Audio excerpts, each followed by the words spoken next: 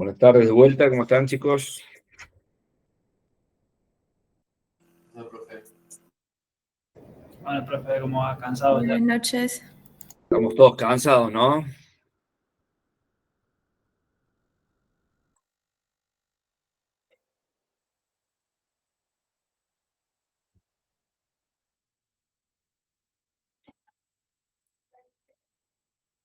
Bueno, ya creo que debemos estar todos, ¿no? Porque creo que es un grupo de 40 ustedes más o menos, ¿no?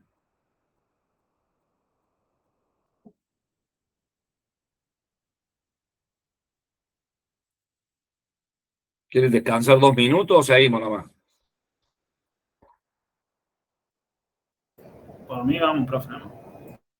Bueno, Profe, antes de empezar, quería preguntarle algo sobre el trabajo práctico. sí. ¿Lo tenemos que subir todos los integrantes del grupo o uno solo para todo el grupo? Todos los integrantes. Si Bien. son 5, por ejemplo, los 5 trabajos prácticos. Claro, todos subimos nuestro trabajo práctico. Sí, sí. Bien, muchas gracias. Bueno, chicos, yo voy a poner a grabar. Por ahí les voy a... Miren, ahora no sé por qué hace un rato tenía problema con la conexión. Así que les voy a preguntar seguido si me van escuchando, ¿sabes? Para no quedarme hablándome solo. De todos modos, le quería decir una pregunta. Lamentablemente, la semana pasada, por paro docente, no pudimos dar la clase. Bueno, fue la primera vez en la historia que no dimos clase, por lo menos en nuestra cátedra. Ustedes han visto la clase grabada, ¿no? De Derecho Aeronáutico y Aeronaves.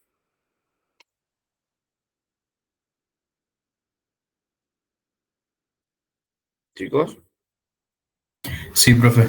¿lo han visto? Bueno, perfecto, porque tenemos que dar, por supuesto, digamos que como que ya sabido eso, ¿no es cierto? Está por sabido. Bueno, vamos a grabar entonces.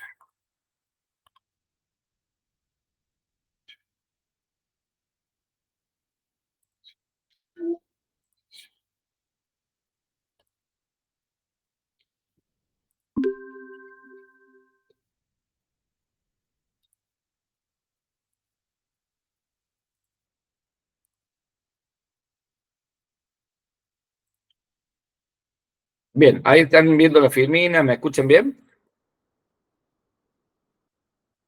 Sí, profe. Bueno, perfecto.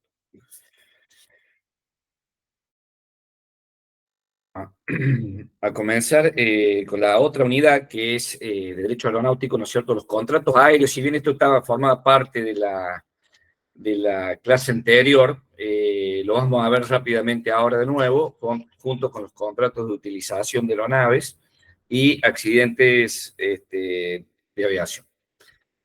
Bueno, contratos aéreos.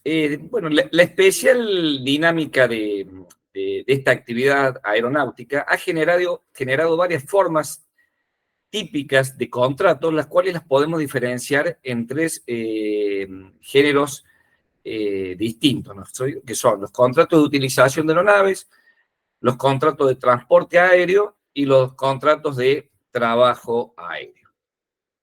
Al referirnos a los contratos de utilización de aeronaves, digamos en la clase anterior, los que ustedes han visto en la clase grabada, habíamos definido jurídicamente el espacio aéreo como el ámbito donde la aeronave desarrolla su objetivo y que es el vuelo, y además de haber definido los elementos esenciales del derecho aeronáutico, como son las personas, las cosas, la infraestructura y el espacio aéreo.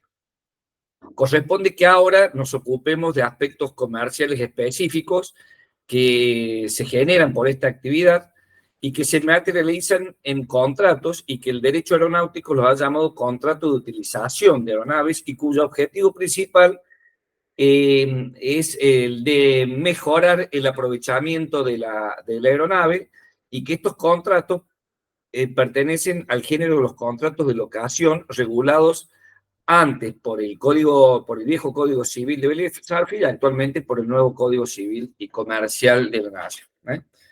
De así que dos son los elementos que cuantifican o tipifican los contratos de utilización y que son el aprovechamiento de la aeronave y la onerosidad. Cuando hablamos de aprovechamiento de la aeronave, estamos tratando de la utilización de la aeronave para operaciones de aeronavegación, ¿no es cierto? Por ejemplo, la locación de una aeronave para exhibirla en un museo no sería un contrato de utilización, ¿no es cierto? Porque no se estaría aprovechando en sí la aeronave. Y cuando hablamos de onerosidad, es porque estos contratos son onerosos, ¿no es cierto? Hay una contraprestación por este tipo de contratos. El comodato, por ejemplo, un contrato de comodato no sería un contrato de utilización por su carácter gratuito. Entonces podemos definir a los contratos de utilización de aeronaves como aquellos que tienen por finalidad el aprovechamiento de las mismas mediante su empleo en una actividad específicamente aeronáutica y dan lugar a que una de las partes, a cambio de una contraprestación, adquiere el derecho de uso y goce de una aeronave o el cumplimiento por la otra parte de una determinada actividad aeronáutica a realizar en su beneficio con una aeronave. ¿No es cierto? Una definición del jurista Vidal Escalada, que es un especialista en derecho aeronáutico. También podemos decir otra definición, como que los contratos de utilización son aquellas relaciones jurídicas donde suelen agruparse diversas especies contractuales y que tienen por finalidad crear, modificar, transmitir, conservar, extinguir derechos y obligaciones para el aprovechamiento de una actividad específica de la navegación aérea. ¿Bien? Bien, estos contratos de locación de aeronaves se dividen contratos de utilización de aeronaves se dividen en contratos de locación, contratos de fletamiento, de intercambio de aeronaves y de charter aeronáutico. El de locación de aeronaves, a su vez, pueden ser, como vamos a ver más adelante, a casco desnudo o a casco seco, como se le llaman, o armada y tripulada. ¿Bien? Bien, ¿qué es el contrato de locación de aeronave? Bueno, y la legislación dice que habrá locación de aeronaves cuando dos partes, una llamado locador y la otra locatario, se obligan recíprocamente a conceder el uso y goce temporario de una aeronave específicamente determinada, con o sin tripulación a otra, que es el locatario, mediante el pago de un precio determinado y establecido en dinero. ¿Cuáles son los caracteres de este tipo de contrato? Bueno, es un contrato consensual porque se perfecciona con el consentimiento de las partes. Es bilateral porque crea obligaciones recíprocas para ambas partes. Es oneroso, es decir, la prestación de una de las partes tiene razón por la contraprestación de la otra, o sea, tiene que ser onerosa. Es temporario, porque tiene limitada su vigencia en el tiempo, pero tenemos que aclarar que en materia aeronáutica es común no fijar el límite en medida de tiempo, sino más bien en relación con la cantidad de viajes o con las distancias a recorrer. Es de tracto sucesivo, quiere decir que la prestación del contrato se cumple periódicamente. La locación se paga por cantidad de viajes o distancias a recorrer y no de una sola vez. Y formar el contrato debe hacerse por escrito e inscribirse en el Registro Nacional de Aeronaves. ¿Cuáles son los efectos que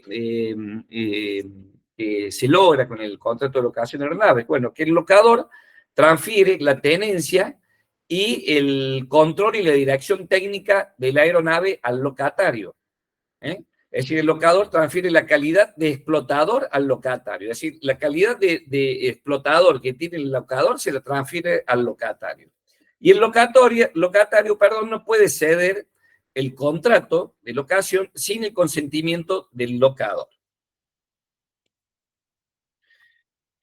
El otro tipo de contrato es el de fletamento de aeronave, y existe este tipo de contrato con una parte llamado explotador o fletante, conservando la tenencia de la aeronave, su conducción técnica y el control sobre su tripulación, es decir, que no la cede al fletador, se obliga a ponerla a disposición de la otra, fletador, mediante el pago de un precio llamado flete, a los fines de realizar los viajes u operaciones aéreas que se han pactado en el contrato.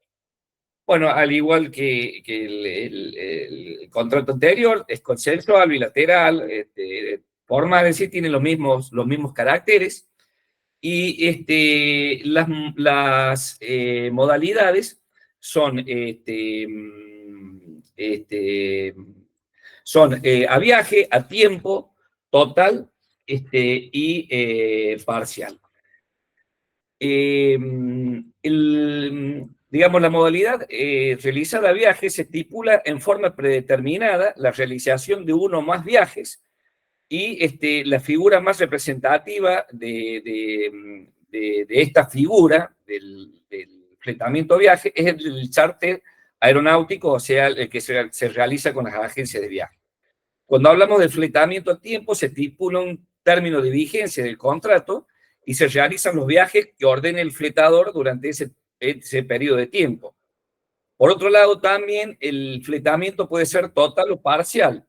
En la mayoría de los casos, el fletamiento es total, pero no se impide que el fletante se reserve una parte de la capacidad útil de la aeronave para sí mismo, y en ese caso habría un fletamiento parcial. ¿Cuáles son los efectos que tiene este contrato de fletamiento? Que el fletante pone a disposición del fletador la capacidad de la aeronave y conserva la tenencia. El fletante realiza las operaciones pactadas al servicio del fletador, y el fletante no transfiere el carácter de explotador al fletador como ocurría en el contrato anterior de locación. Bien, pero me voy a volver a la mina anterior porque me he salteado la locación de aeronaves a casco desnudo o la armada y tripulada. Entonces, habrá locación de la aeronave a casco desnudo cuando implique la entrega al locatario de una aeronave desarmada, lo que significa, o quiere decir que corre por su cuenta el locatario el aprovisionamiento y contratación de la tripulación. Es decir, que se entrega la aeronave, como se suele llamar, pura y simple. Y la locación de la aeronave equipada y tripulada, el locador entrega la aeronave y también el personal de la tripulación. En ese caso, el personal pasa a quedar bajo la dependencia del locatario y se produce una cesión de contratos de trabajo de los tripulantes, o sea, de la tripulación, del locador al locatario, por lo cual se necesita el consentimiento también de la tripulación. Bien. Vamos a ver ahora el intercambio de aeronaves. Bueno, está considerada por la doctrina, por la justicia, como una nueva forma de utilización de aeronaves. Es una combinación entre diversas figuras de utilización de aeronaves y de los derechos de tráfico que tienen concedidos una empresa de servicios aéreos para la realización de una determinada ruta. Entonces, del intercambio de aeronaves diremos que su complejidad radica en que la utilización de ellas se efectúa bajo condiciones de reciprocidad. Es un contrato complejo, ¿no? Como uno de los caracteres, en que dos o más explotadores de aeronaves se ceden recíprocamente el derecho de utilizar sus respectivas máquinas en el cumplimiento de las operaciones fijadas de común acuerdo, ¿no? Otra definición de líder escala. Es decir, que los caracteres son los mismos que los de los anteriores, nada más que es complejo. Es decir, complejo significa que se combinan elementos de los contratos de locación de aeronaves y de fletamiento, y son recíprocos.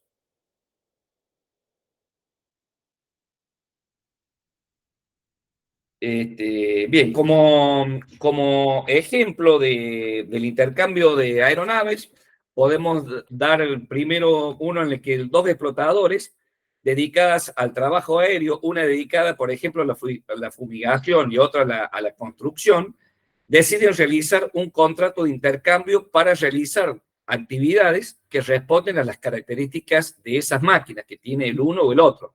Y ambos explotadores necesitan de la aeronave del otro para efectuar esa actividad aérea.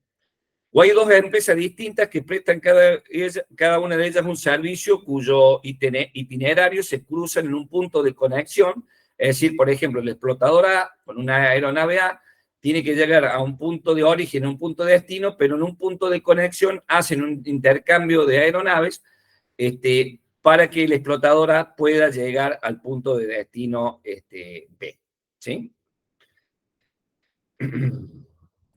Es decir, que se trata de utilizar aeronaves del otro con o sin personal propio, bajo condiciones de reciprocidad y en situaciones de emergencia, cuando a una empresa le faltan aeronaves y a otras le sobran aeronaves, ¿no? Bueno, acá un poco la definición, lo mismo de intercambio de aeronaves.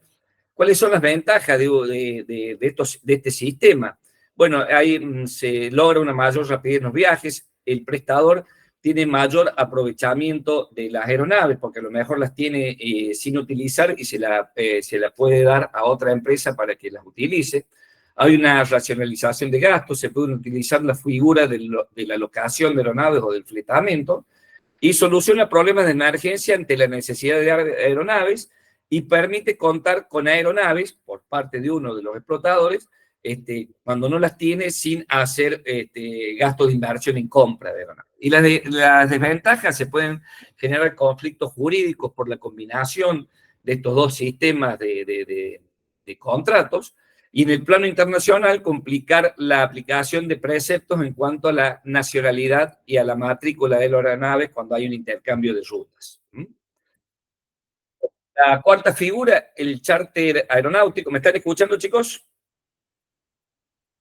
Sí, profe. Sí, profe.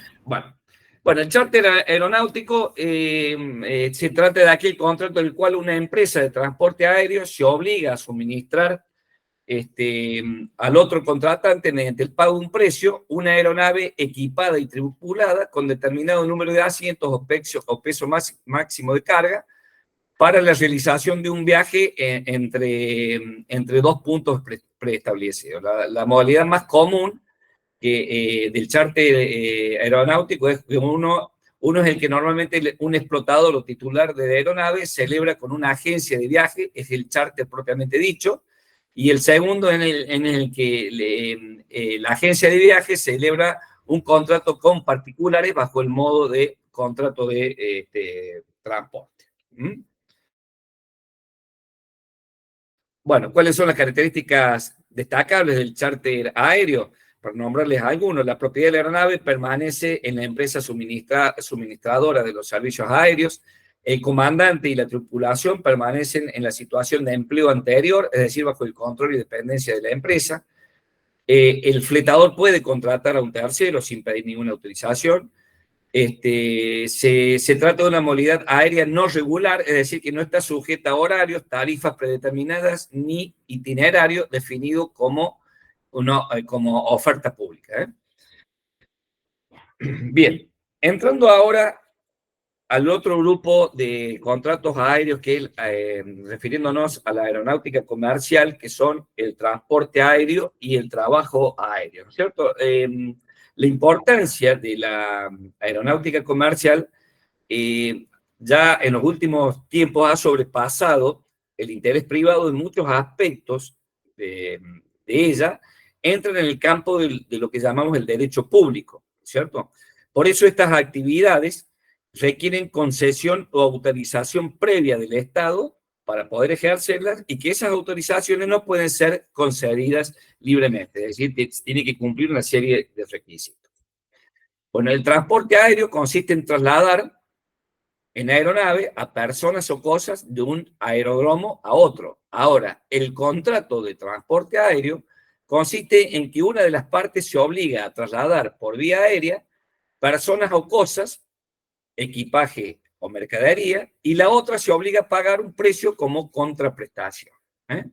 La normativa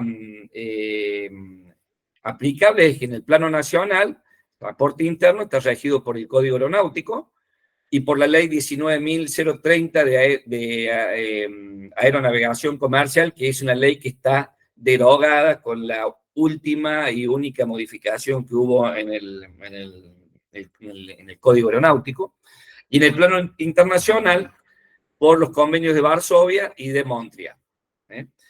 Acá cuando Videla Escalada dice que a trasladar por vía aérea, aclara que se refiere a que puede existir vía aérea sin emplear una aeronave, como por ejemplo cuando se transportan personas por un funicular, y puede haber traslado en aeronave sin desplazamiento por el aire, como por ejemplo un hidroavión que se desplaza por el agua, ¿no es cierto? Esa aclaración la hace especialista en derecho aeronáutico.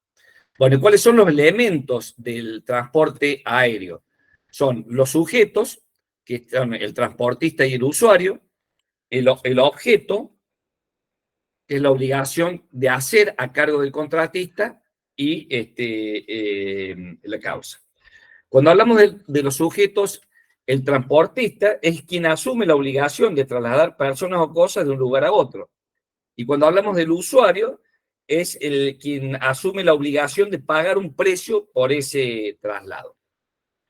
El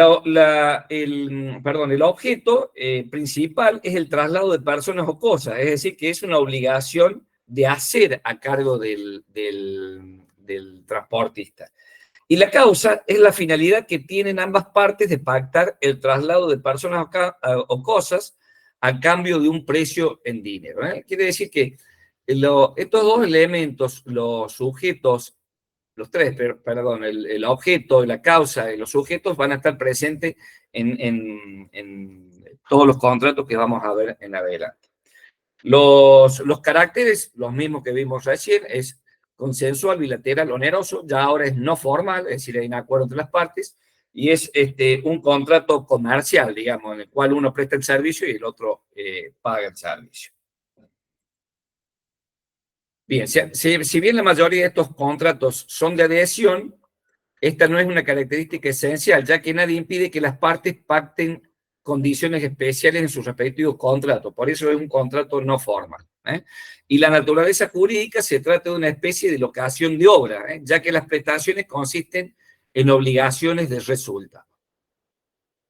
Bien, según qué es lo que se transporte, puede ser transporte de pasajeros, transporte de equipajes, transporte de mercancías y transporte de carga postal. Según el ámbito geográfico, puede ser transporte aéreo interno o transporte aéreo internacional, y según la sujeción de itinerarios horarios, transporte aéreo regular y transporte aéreo no regular. Bien, ¿me están siguiendo hasta acá, chicos? ¿Vamos bien? Sí, profe. ¿Sí? Bien.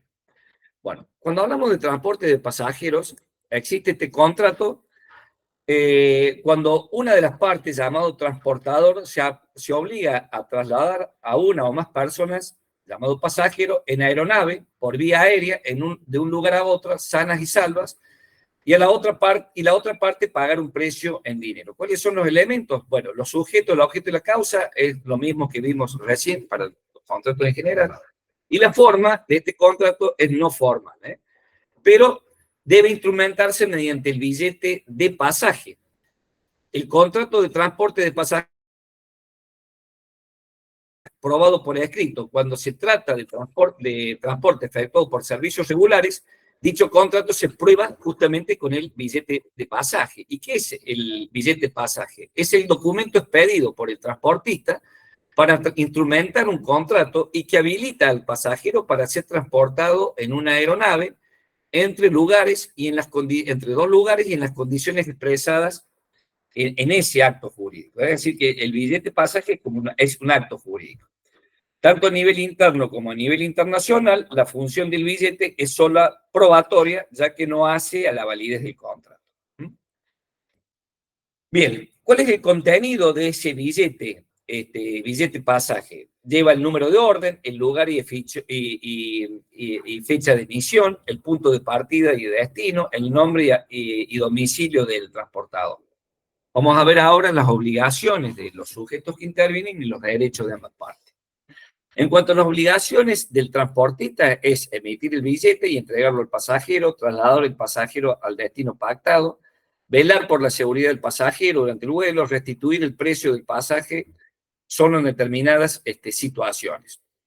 Y a cargo del pasajero, pagar el precio, presentarse en el aeropuerto en fecha y hora, cumplir con los reglamentos y obedecer las órdenes de tripulación y el comandante. Y en cuanto a los derechos del transportista, recibir el dinero, el derecho de admisión, se reserva el derecho de admisión, no realizar el transporte en caso que el transportista lo solicite, por alguna causa de seguridad, por ejemplo, de mantenimiento de la aeronave, y modificar las condiciones del transporte.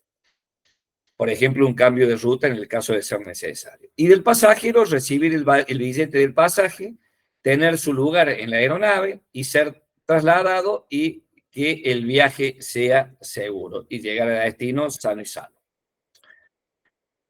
El otro tipo de contrato es el de equipajes. Este contrato es aquel por el cual el transportista se obliga a trasladar conjuntamente con el pasajero el equipaje de este. Es decir, que el contrato de equipaje es un contrato accesorio al de transporte de pasajeros. Hay dos clases de equipaje, uno es el no registrado, que es el equipaje de mano, y otro el registrado, que es el facturado, ¿no? Que son las maletas que se despachan antes de iniciar el vuelo. ¿Cuál es la naturaleza jurídica de este tipo de contrato? Bueno, es un contrato de transporte de cosas accesorias, como les decía, al de pasajeros, y es necesario que exista un contrato de transporte de pasajeros para que se haga este contrato. No puede cederse a un tercero. Y los elementos son los mismos, los sujetos, el objeto de la causa es lo mismo, y la forma, en el equipaje registrado, el transportista debe entregar al pasajero un documento denominado talón de equipaje. Entonces, en el pasajero tenemos el billete pasaje, ahora tenemos el talón de equipaje. ¿Y qué elementos lleva un talón de equipaje, no es cierto? La numeración del billete de pasaje, el punto de partida y destino, el peso y cantidad de bultos, el monto de valor declarado, las obligaciones de las partes, por nombrarles algunas, emitir el talón de equipaje, trasladar el equipaje de destino, a cargo del pasajero, entregar al transportista el equipaje registrado, y abonar el precio establecido.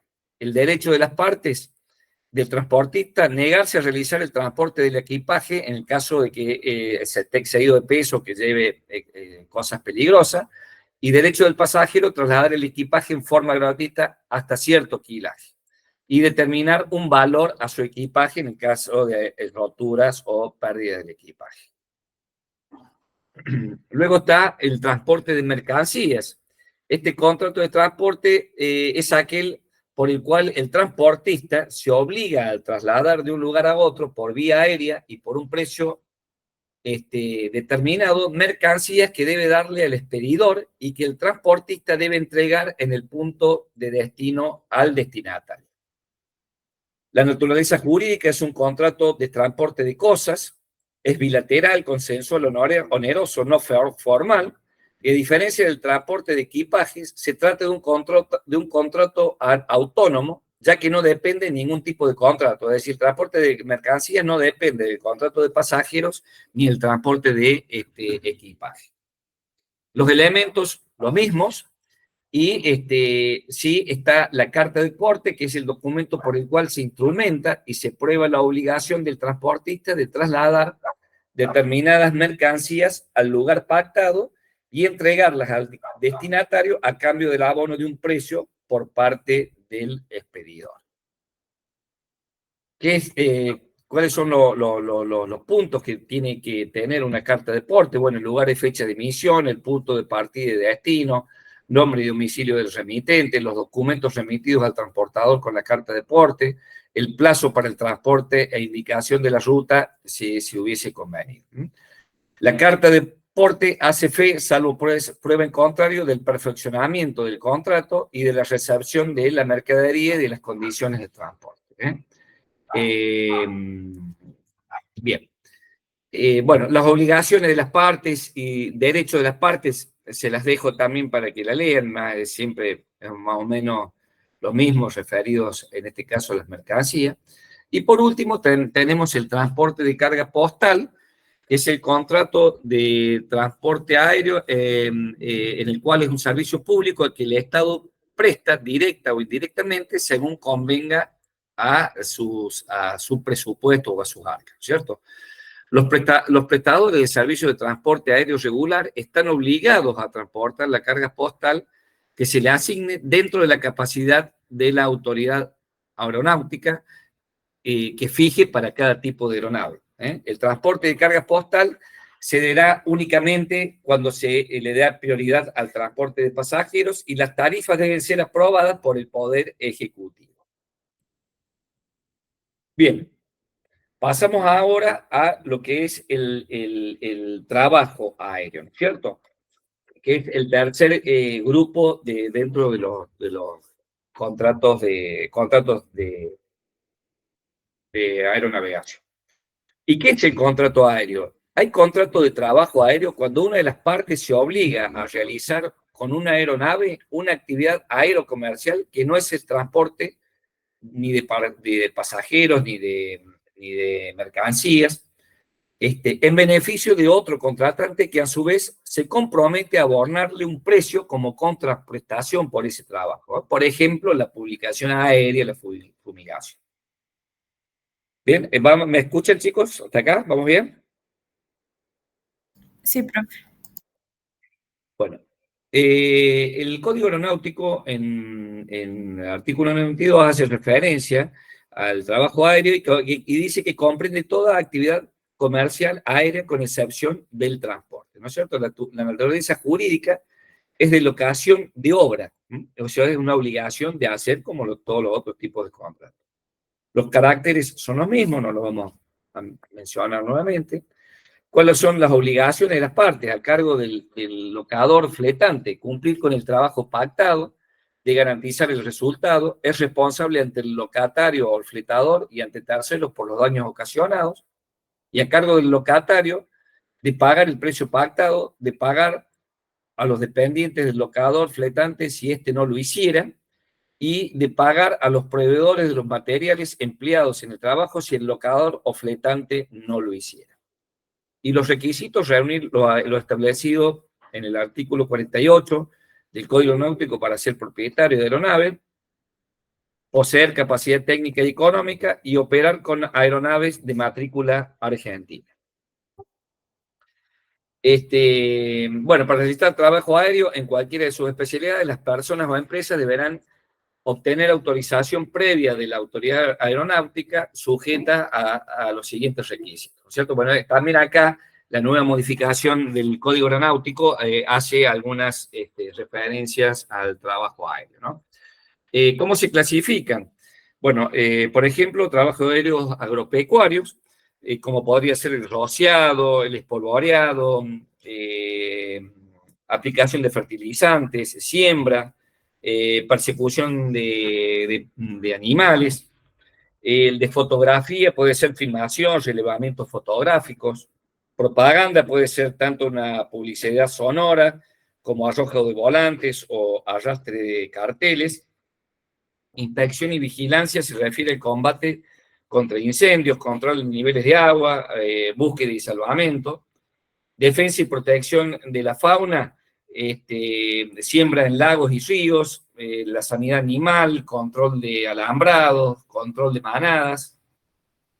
Cuando hablamos de pesca, localización de cardúmenes, por ejemplo, exploraciones para yacimientos petrolíferos o de minerales, montaje y construcción de cimientos, o sea, construcción de torres de perforación, o sea, en el apoyo de construcción de torres de perforación, de puentes, de antenas para redes de alta tensión, etc. Los sujetos autorizados para realizar trabajo aéreo son personas físicas, visibles, sociedades comerciales, y aeroclubes autorizados. Bien. Visto lo que son los contratos aéreos, pasamos ahora a la responsabilidad aeronáutica. Primero definimos lo que es responsabilidad, que es el deber de indemnizar los daños ocasionados por incumplimiento de una obligación en un contrato. Y al hablar de contrato de responsabilidad aeronáutica, es la obligación de indemnizar los daños derivados de la actividad aérea, ya sea sobre personas transportadas en la aeronave, sobre el equipaje, las mercancías o sobre terceros que estando en la superficie, que se llama terceros en superficie, sean víctimas del accionar de una aeronave o de la circulación aérea. Hay distintas clases de responsabilidad aeronáutica, daños a pasajeros, resumiendo un poco lo anterior, equipaje, mercancías, daños causados a terceros, daños causados en el trabajo, en el transporte gratuito, y daños causados por abordaje. Esperan un segundito que voy a tomar un poquito de agua, chicos.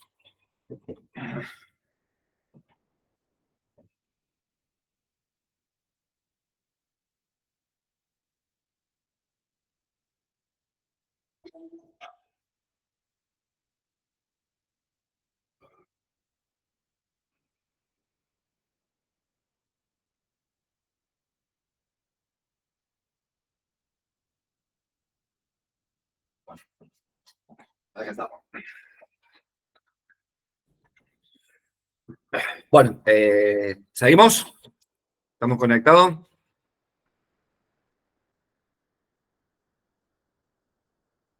Chicos.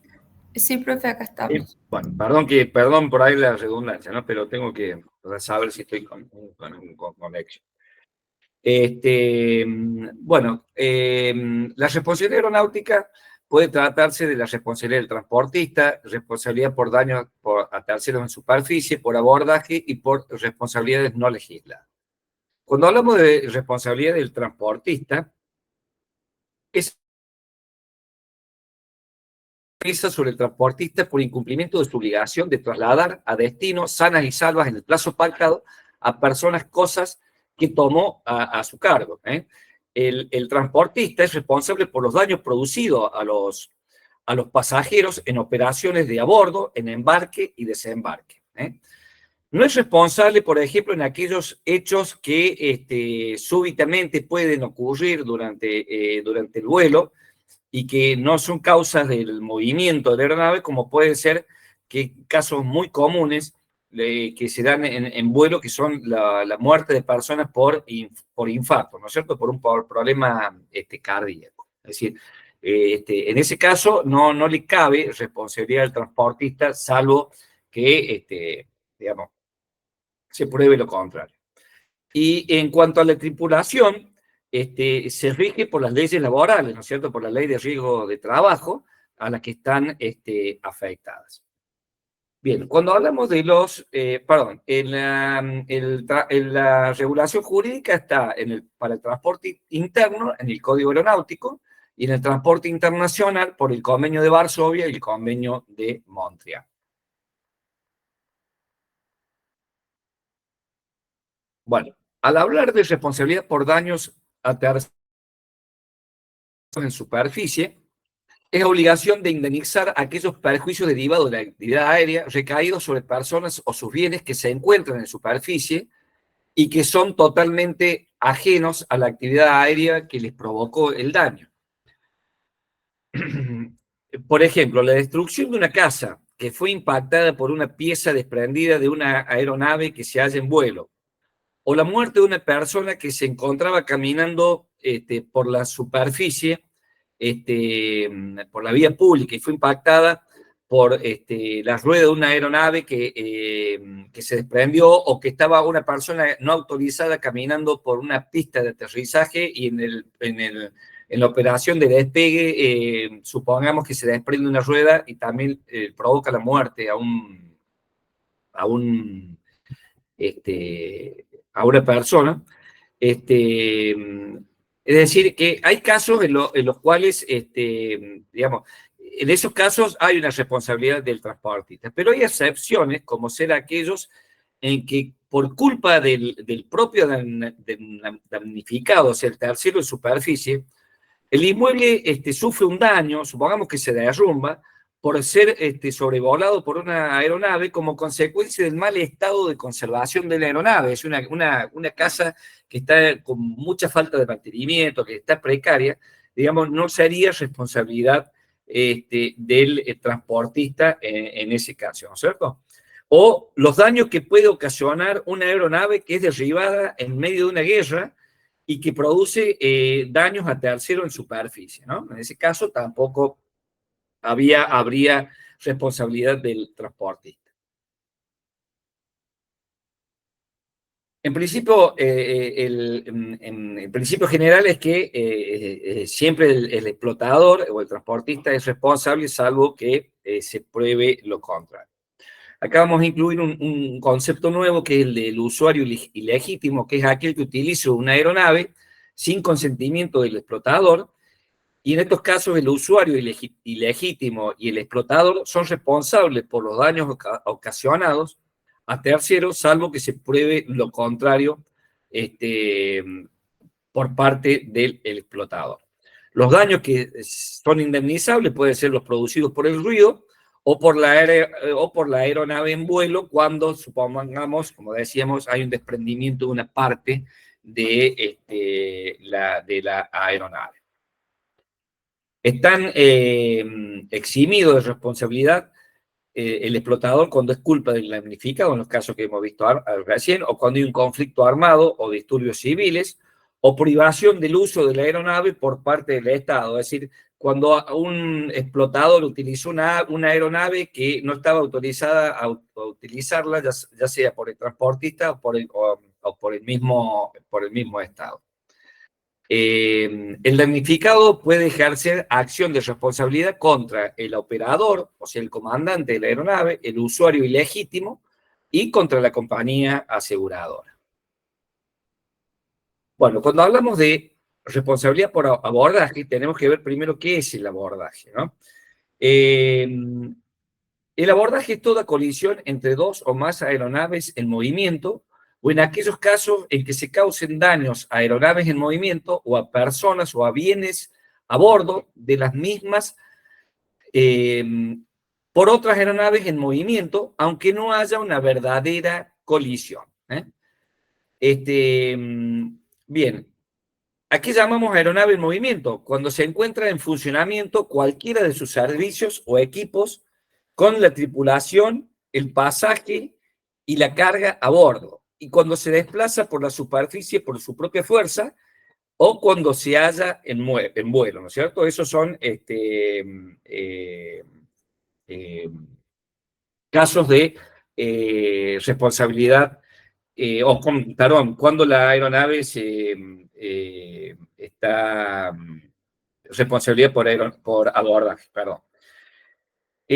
Bueno, se puede considerar como derivados también del abordaje hechos tales como daños producidos por una aeronave a otra sin necesidad de que exista el mínimo contacto físico directo, como por ejemplo la caída de una aeronave por los daños producidos o los daños que le produce otra aeronave por la succión del aire que le provoca la caída o daños en esa aeronave, ¿no es cierto? Si bien no hay un contacto físico, la legislación también lo considera como abordaje aéreo, aunque no haya contacto. Tampoco hay abordaje si una máquina en una aeronave embiste a otra que está siendo remolcada o que está detenida con sus motores, sus motores apagados. Bien, responsabilidad por abordaje, entonces aquella que pesa sobre los explotadores de las aeronaves involucradas a causa de los daños que produce el abordaje, ya sea daños ocasionados en las propias aeronaves, daños sobre personas o cosas transportadas en aeronaves o daños en tercero en superficie. Y las clases de daños, como dijimos, son en las aeronaves involucradas, daños en las personas y cosas transportadas en aeronaves y daños en terceros en superficie. Por último, las responsabilidades no legisladas. Hay situaciones que, si bien no están reguladas en nuestra legislación, generan responsabilidad y por lo tanto obligación de resarcir daños, y que en el ámbito aeronáutico pueden ser, por ejemplo, la responsabilidad del transportista y el explotador por daños sufridos por su personal. Es decir, el transportista o explotador suelen tomar empleados para conformar la tripulación y llevar a cabo la actividad aérea, y este tipo de responsabilidad pesa sobre el transportista si el personal sufre algún daño. Pero para el Código Aeronáutico esa responsabilidad está cubierta por las leyes laborales, como les dije hace un ratito, ¿no es cierto? En cuanto a la responsabilidad del comandante, en este caso habrá que ver si el comandante es transportista de la aeronave o si el comandante actúa como un empleado del transportista. En este caso, no podrá ser, si es un empleado, no podrá ser demandado por los damnificados, porque es lo que se llama como la responsabilidad subjetiva. La responsabilidad objetiva la tiene el transportista o el explotador de la aeronave. Para que ustedes entiendan lo que es la responsabilidad objetiva y subjetiva. Supongamos que yo soy el titular del dominio de un vehículo y le presto el auto a mi hijo, y mi hijo choca y le provoca un daño grave o la muerte de un tercero. Entonces mi hijo tendría una responsabilidad subjetiva y yo, que soy el titular, una responsabilidad objetiva. Es decir, que toda la responsabilidad cae sobre mí, si bien no sería responsable el que chocó, pero la demanda también le va a sobrecaer como él. Por acá dice que no podrá ser demandado por los damnificados, pero en realidad sí son demandados por los damnificados.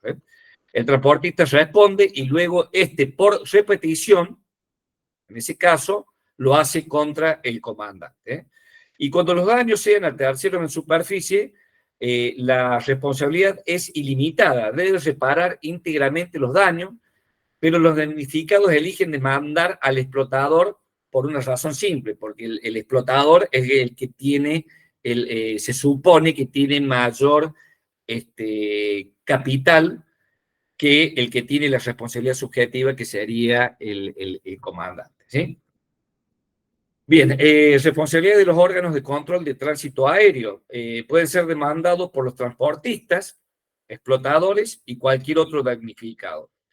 Responsabilidad en los contratos de utilización de locación y fletamiento. Bueno, en el de locación es responsable el locatario frente a los usuarios y los terceros en superficie, y en el de fletamiento responden solidariamente el fletante y el fletador por los daños ocasionados.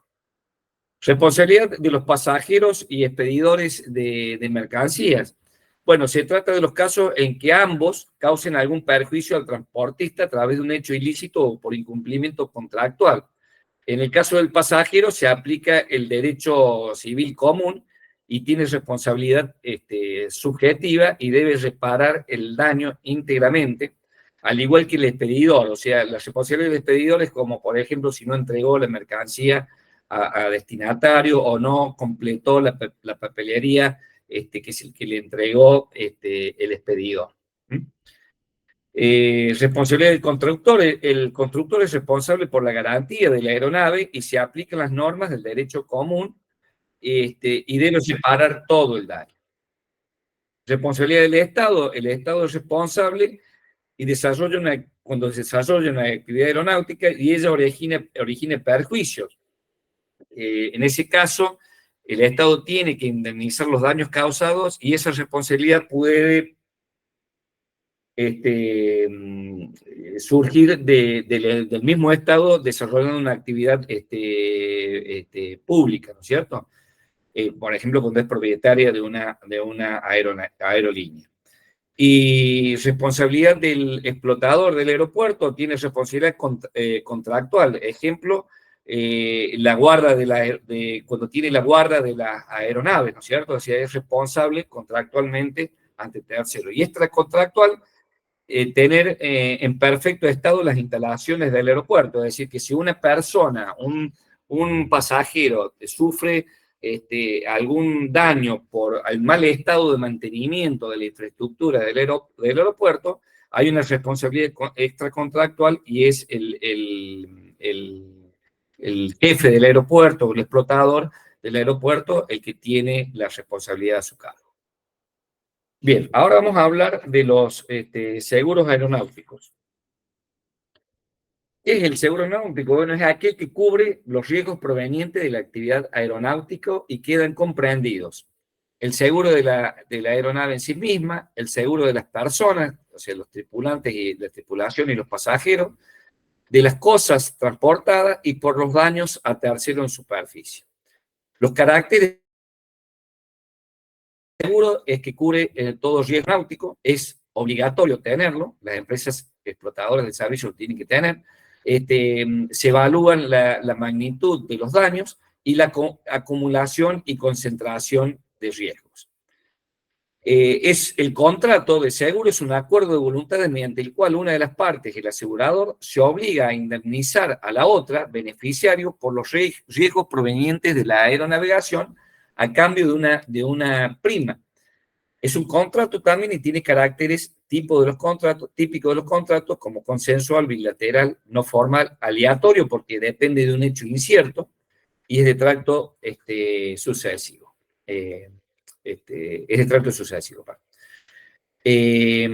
Bueno, los tipos de seguros son seguros de personas, hacia cosas y de responsabilidades civiles, es decir, hacia los pasajeros y hacia los terceros en superficie.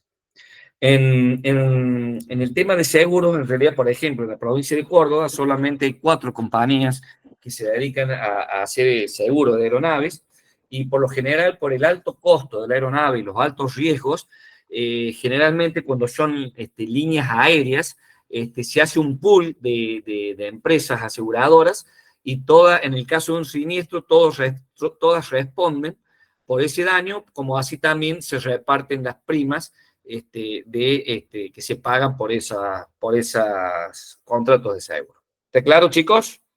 ¿Siguen? Sí, profe. Muy bien, bueno. Vamos a entrar al último capítulo, que son los accidentes aéreos, la búsqueda, asistencia y salvamento y la investigación de accidentes.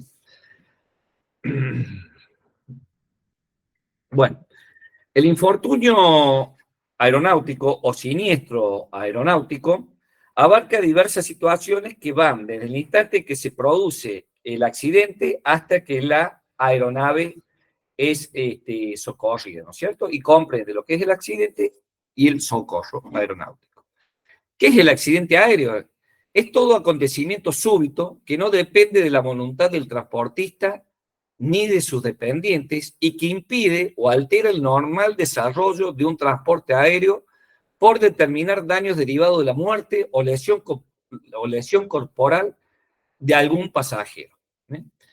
El abordaje aéreo, para diferenciarlo del accidente aéreo, ya lo vimos, que no lo vamos a repetir ahora, que es toda colisión entre 2 o más aeronaves en movimiento, ¿cierto? Bueno, no lo vamos a repetir porque estamos hablando solamente del accidente. La investigación de los accidentes aéreos es un conjunto de actos tendientes a averiguar las circunstancias del accidente y las causas que lo ocasionaron. La finalidad es determinar en qué circunstancias se produjo, descubrir las causas que lo ocasionaron y evitar otros accidentes aéreos en el futuro. Es decir, dar recomendaciones en base a la experiencia de los accidentes anteriores recurridos para evitar accidentes en el futuro. Es decir, que la investigación de accidentes aéreos no busca culpables ni hace demandas penales hacia los sujetos intervinientes. Esa es otra área en la cual se encargan los damnificados de demandar a los intervinientes del vuelo.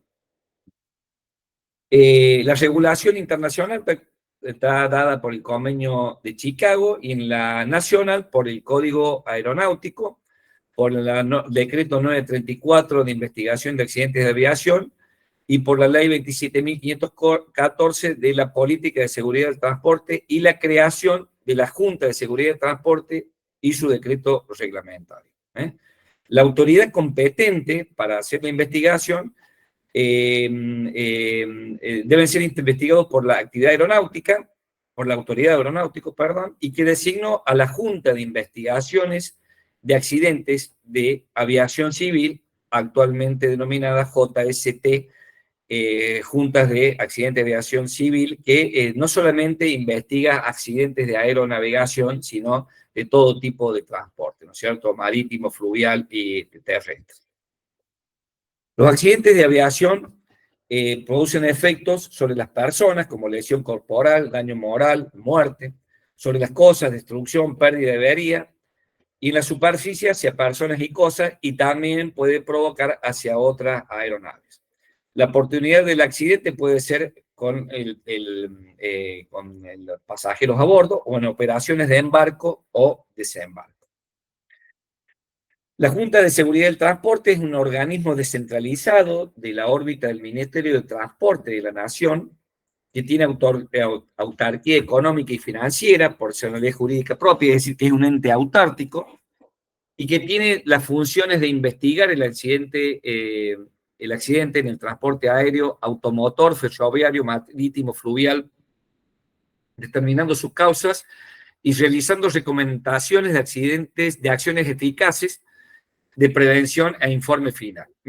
Notificar sobre accidentes graves, aprobar los informes de las investigaciones, recomendar para evitar accidentes, integrar equipos interdisciplinarios, nacionales e internacionales, capacitar al personal, dictar un reglamento interno, pedir asistencia a la fuerza pública, y su fin no es determinar la culpa o dolo a nivel penal ni la responsabilidad civil, como les decía recién. En caso de un accidente, la obligación de informar o el esquema, los pasos a seguir son comunicar a la autoridad más próxima, puede ser policial o aeronáutica, comunicar a la Junta de Seguridad, establecer una guardia en el lugar. Excepcionalmente pueden removerse los despojos para realizar operaciones de asistencia o salvamento, para evitar la producción de mayores riesgos, o esté en peligro la seguridad pública, o deban despejarse sitios de uso público o de vías de comunicación, y modificar en la menor medida posible la situación de hecho para no alterar el levantamiento de pruebas. El socorro aeronáutico son las medidas de ayuda y auxilio que se puedan prestar a las víctimas de un infortunio aéreo, como son la búsqueda, la asistencia y el salvamento. Es decir, que el socorro aeronáutico comprende esas tres tareas. Impone diversos sujetos en beneficio de quienes, con motivo de un accidente sufrido durante el desarrollo de una actividad aeronáutica, se encuentran en precarias condiciones de vida o expuestos a experimentar graves daños en sus personas o bienes, como así también en la determinación de las recompensas que deben pagarse a aquellos que han prestado ayuda en esas circunstancias. Bueno, el contenido del socorro aeronáutico abarca las medidas de ayuda y auxilio y las retribuciones para quienes hayan contribuido a las tareas de socorro.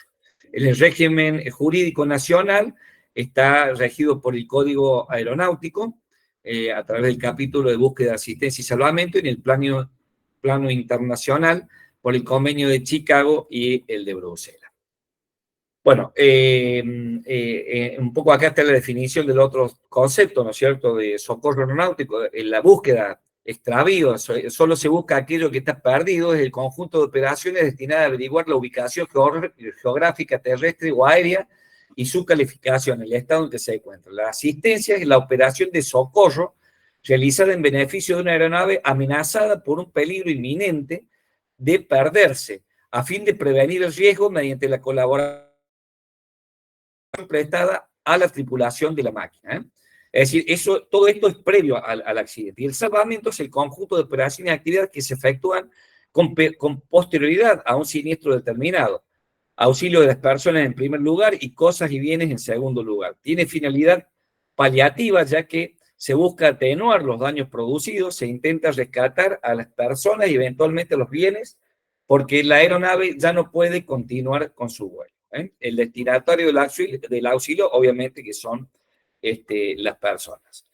La remuneración no podrá en ningún caso superar el valor de los bienes salvados. Es decir, todos aquellos que colaboren en el rescate o en el auxilio en un accidente son recompensados, ¿no es cierto? Y esa recompensa no puede superar el valor de los bienes salvados. Bueno, y por último, chicos, y ya para terminar, ¿me están escuchando? ¿Así se pone en contexto? Sí, profe. Sí, bueno, perfecto. Vamos a ver cuál es la última o la única modificación, podemos decir, en los últimos años de la ley del Código Aeronáutico, ¿no es cierto? Ya que estas normas no se renuevan desde hace más de 70 años, fíjense. Y para transformar el transporte, o sea, este decreto, el 599, perdón, barra 24, se dictó para transformar el transporte, el trabajo aéreo y la aviación civil para poder actualizarlo, ¿no es cierto? Están previstos más decretos para la reforma del Código Aeronáutico, la derogación de leyes que provocan monopolios y la implementación de política de cielos abiertos y cambios de funciones en los organismos públicos, fundamentalmente ligados a la actividad aeronáutica. ¿Y cuáles son básicamente los cambios que se hicieron en este código aeronáutico? Bueno, el libre acceso al mercado, es decir, eliminación de barreras de entrada para nuevas empresas aéreas y de soporte en tierra, desregulación tarifaria, es decir, eliminación de las bandas tarifarias, permitiendo la libertad en la fijación de los precios de los boletos, competencia en los servicios de tierra, es decir, poner fin al monopolio de intercargo en los servicios de rampa, asistencia y equipaje, operación con matrículas extranjeras, es decir, dar permiso para prestar servicios de cabotaje con aeronaves y tripulación extranjeras, el certificado de explotador de trabajo aéreo, que es el certificado Z, ¿cierto? El certificado de explotador de trabajo aéreo, para que se otorgue en forma más ágil ese certificado, regulación y supervisión continua, es decir, dar un enfoque en la seguridad y la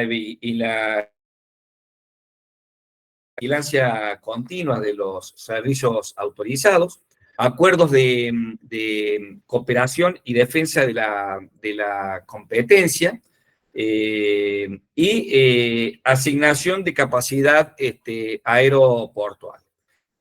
Con esta modificación, con el decreto 599, se deroga el decreto ley 12.507/56, la ley 19.030 de aeronavegabilidad y el decreto 1654/02.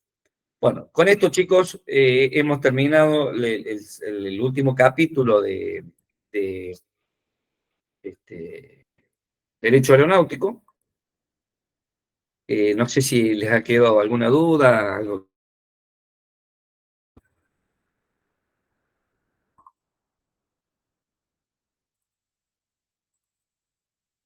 Vamos a dejar de grabar.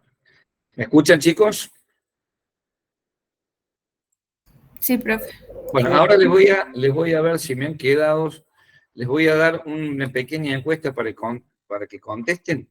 Muy simple. Les doy la primera pregunta, o les doy unos segundos nada más, ¿puede ser? ¿Mm? Sí, profe. Sí, sí, profe. Ahí la tienen. Primera pregunta, pide el contrato de fletamiento, ¿es una obligación de dar o de hacer?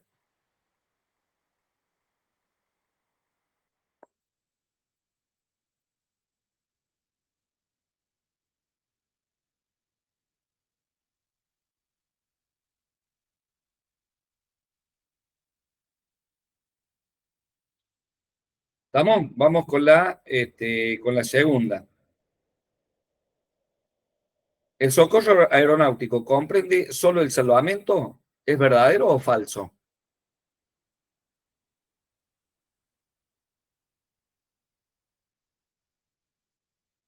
Muy bien. Y la última pregunta, el contrato, puse mal, es el contrato de transporte de mercancía, ¿es un contrato autónomo, verdadero o falso?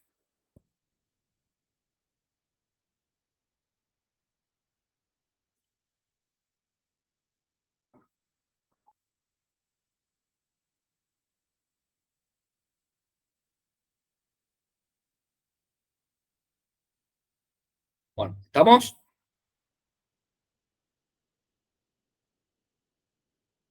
Sí, profe. Terminamos la encuesta, chicos. Bueno,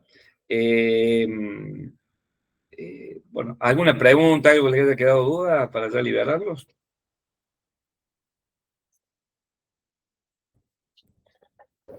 Profe, ¿podríamos ir respondiendo las preguntas por las dudas? Ya las puse, Juan Manuel. Ya no lo puedo volver no las puedo volver a publicar. No, era para saber la respuesta, profe. Ah, saber la respuesta. Bueno, se las digo ahora, yo sí, sí. El contrato de fletamiento es una obligación de hacer, no de dar, sino de hacer. La segunda, el socorro aeronáutico comprende solo el salvamento, es falso, comprende el salvamento, la asistencia y la búsqueda. ¿Eh? Y por último, el contrato de transporte de mercancía es un contrato autónomo, es verdadero, no depende de ningún otro contrato. ¿Está claro? Pero no se preocupen, no es para ponerle nota, simplemente para ver si han estado en clase y si controlan un poco la asistencia, ¿sí? Bueno, profe, muchas gracias. Bueno. Perfecto, chicos. Muy bien, muchas gracias y nos vemos en la próxima clase. Gracias, Bueno, profe. profe, Hasta nos luego. vemos. Hasta luego, profe.